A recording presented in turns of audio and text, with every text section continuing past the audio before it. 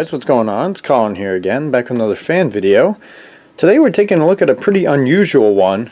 It's the powerful, quiet air castle from Chicago, Illinois. This is as you can probably tell, it's a two-bladed, like propeller blade style fan. I believe these are a product of the 40s. They're quite an interesting and I think pretty well sought after fan too. It's just got a Universal Electric Company motor on it. It's a model 534, 60 cycles, type 9. The serial number here is 11C1002, 1550 RPM, 115 volts, 0.3 amps, and 30 watts. So it's like a slightly less powerful version of what's on my ILG exhaust fan. And actually I've seen this style motor of various power designations used on several different fans. But yeah, it's a single speed little mini shaded pole motor. It's actually got its own little like cooling fan in there. And yeah, these are very like airplane or aero style fan. It's pretty neat between the prop blade and this like cone that comes off the back, and they're just kind of an odd looking but neat fan. Got the circular base with this like swoopy thing coming up. I got this in the same haul as, let's see, what other fans have I videoed from there? The Emerson 6250. And actually that might be the only one that you guys, oh no, that drugstore fan, the United Drug Co. fan. That video will probably be out before this one. I did a haul recently of like 13 fans from one place, so I'm trying to remember what fans I got there and which ones have been videoed and whatnot. But yeah, this came from that place too. I think I paid either 30 or 50 bucks for it. Probably 30, knowing me and knowing that deal. But either way, I couldn't say no. It's got the badge in the middle, which is actually in really good shape, and apparently that's hard to come by. And overall, these are pretty desirable fans, I've come to understand. But yeah, it's something really unique and really neat, and I figured it would make a really cool project. So I figured in this video we'd go ahead and service it electrically and mechanically, as I usually do. I'm going to see if I can shine up this chrome just a little bit more. I don't know if I'm going to go quite as far as to paint it, but we're definitely going to clean the paint up, and maybe if I decide to get really ambitious, I'll try repainting this black, or all these black surfaces, make them nice and shiny again. But yeah, overall it's a really neat fan. I couldn't say no, and I figured to make a good video. So anyways, without further ado, well actually I'll give you guys a brief demonstration here. It does work. I've come to learn that these are very underpowered fans, but I'm thinking this one probably needs some servicing, because as you can see, that's a pretty heavy blade set and it doesn't spin very long. And in addition, when you turn it on, well, something's making a ticking noise. So something's rubbing inside the motor there. That didn't happen before. This fan legitimately takes about 4 minutes to get up to full speed. I've measured it. The motor is perfectly healthy. It's drawing right where it's supposed to be. It's just horrendously underpowered, I believe. And then also I think the bearings are a little bit stiff. The camera's actually not really doing this justice as to how slow this thing's currently spinning. But it will eventually get up to speed. It just doesn't do it in a timely manner. Also, this switch is definitely not original, but I think that I kind of like the idea of having a switch on the back. So even if I don't save the turn switch, I'll probably put something there. But anyways, like I said before, I think we're going to go through this thing, clean it up, give it the service and love that it needs, and we'll see how it does performance-wise after that. And depending on how carried away I get, maybe we'll even add some paint. But without further ado, I'm going to go ahead and throw you guys up on the tripod, and let's get the time-lapse going and get this thing all torn apart.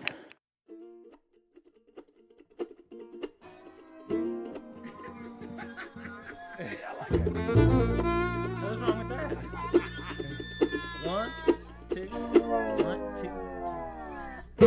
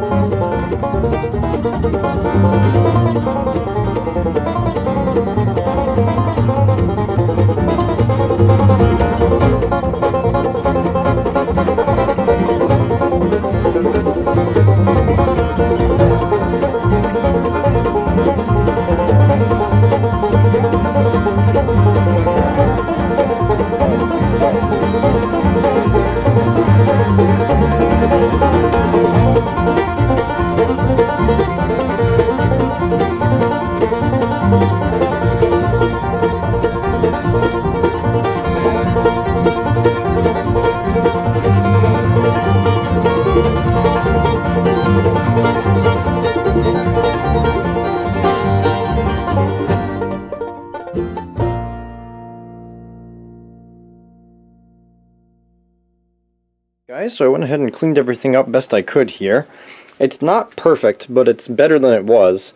The grill cleaned up really nice. It's nice and shiny now. There's a couple spots up by the badge that I couldn't get too great, but they're still better than they were. They're just not perfect. And this badge is actually soldered on, so I didn't really want to mess with that. This cleaned up pretty well. There's some weird dent here. I don't exactly know how that happened. And this chrome is a touch pitted, but again, shined it up best I could. The rotor and shaft cleaned up beautifully.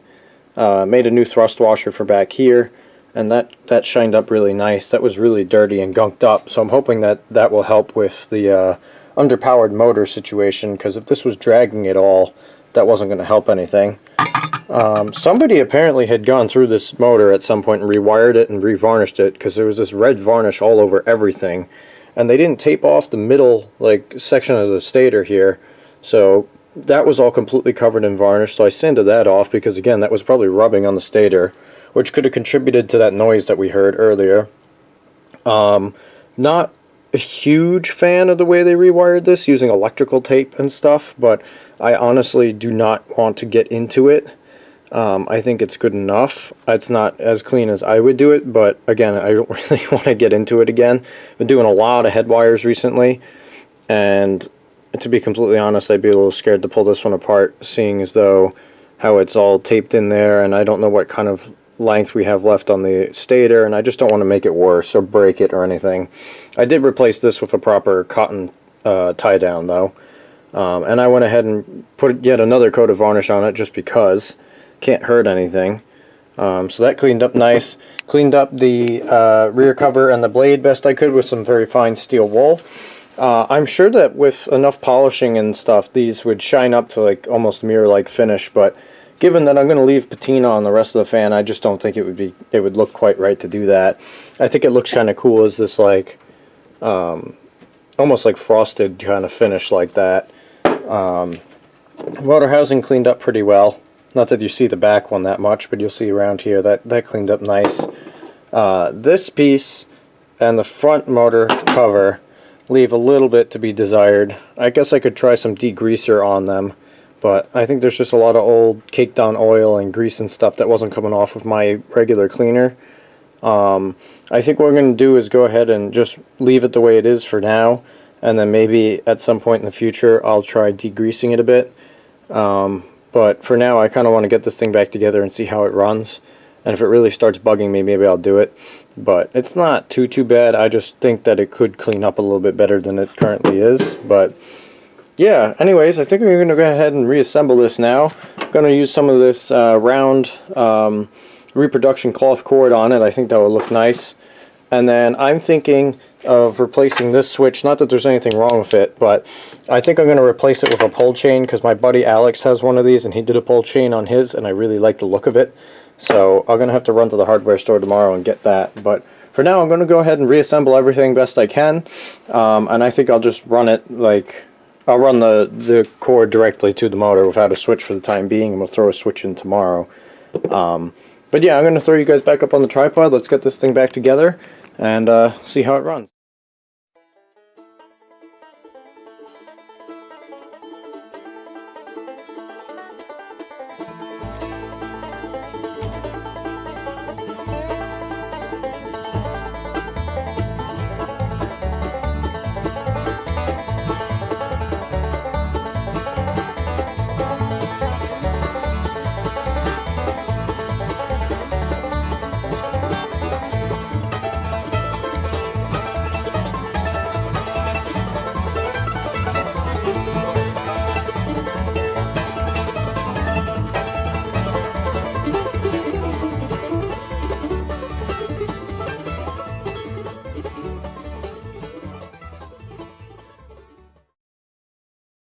Alright, so I realized as I was starting to put this thing back together that I actually wanted to get a few things from the hardware store tomorrow that were required for assembly. I wanted to get some new bolts to hold the cage on, I wanted to replace this, and I need that switch. So what I decided to do is just throw it back together quickly, just doing the bare minimum here, and I want to let this run and let the oil soak in for a while.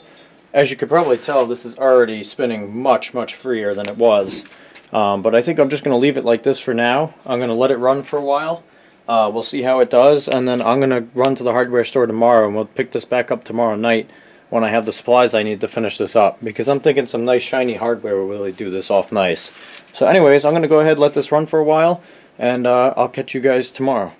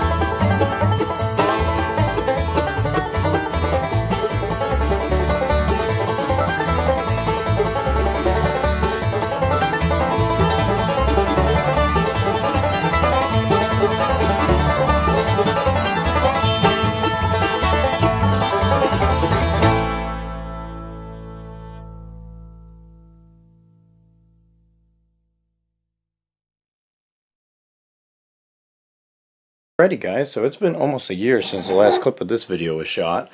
And I was sitting down to edit this the other night and I realized I never finished the video. So here we are. This is the end product for the Air Castle. This thing actually came out pretty darn good. I'm very happy with it. I really like this fan a lot. It's super neat. I've used it for many, many, many nights on end, listening to it like as white noise for when I fall asleep. And I'm just so glad I grabbed this thing because it's such a unique piece in fan history. With this propeller blade design and everything. And yeah, after the clean and service and rewire, it runs great and it looks better and it's got a functional switch now, and I mean, what more can you want? So yeah, it turns out the motors on these are just very, very underpowered. Even though I serviced it, it still takes its sweet time getting up to speed, especially if it's sat for a while. I actually let it run for a little while before this video so it wouldn't take like 10 minutes to get up to speed. That's an exaggeration, by the way. But either way, here we go. This is going to be on. We got this pull chain too. I don't remember if I showed that or not. So,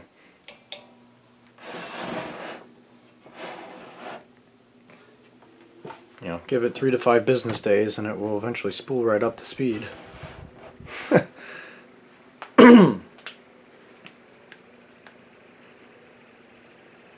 I will say though, when it does get up to speed, it definitely runs faster speed than it used to, which is good.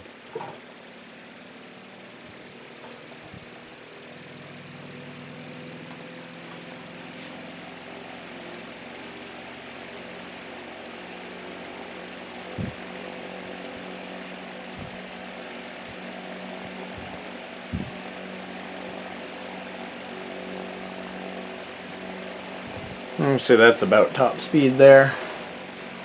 Like I said, I had this running for probably the better part of half an hour before this video to get it warmed up. So normally if you let it sit for a while, it will take every bit of 3 to 5 minutes to ramp fully up to speed. And no, the motor is not like burned out or on its way out, and the bearings are not stiff because, as you saw, we lubricated them. That's just apparently how these things are. They're just underpowered, which is just kind of comical, but it does get up to speed. It throws a nice breeze. I don't know if I'd call it like powerful as they did, but it's like a nice breeze. Let's see. It's very gentle.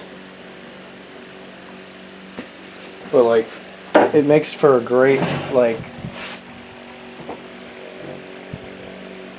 it makes for a great desk fan. I mean, I don't know how else to put it. Like, it's not going to be like a huge move air around the entire room thing, but if you want like a nice gentle breeze through your room, or you're sitting at your desk and you have this a couple feet away from you, I think it would be pretty good for that.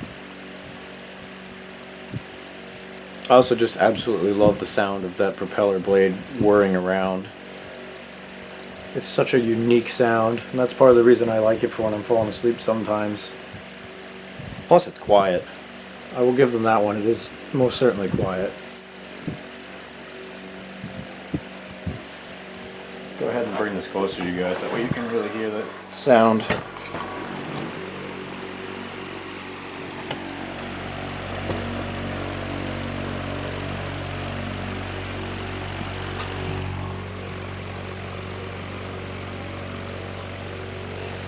But yeah, anyways, go ahead and move this back over here.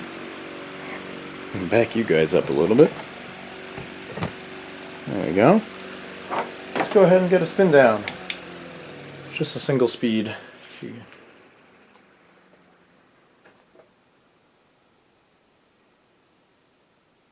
It's actually pretty decent for this thing, because that blade has got a little bit of mass to it, and it's a pretty small motor, so...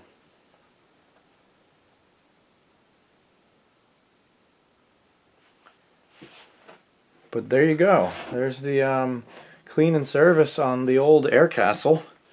Like I said before, I'm very, very happy to own this thing, especially in such good shape too. It's a really, really neat piece of fan history, and it looks pretty darn cool on the shelf. It definitely catches people's eyes, because it's not something that you see every day. So with that, I think we're going to call this one done. So thank you guys so much for watching. If you like what you see, hit the little like and subscribe buttons. I'd appreciate that. By all means, leave a comment if you have one, and I'll see you in the next one. Bye.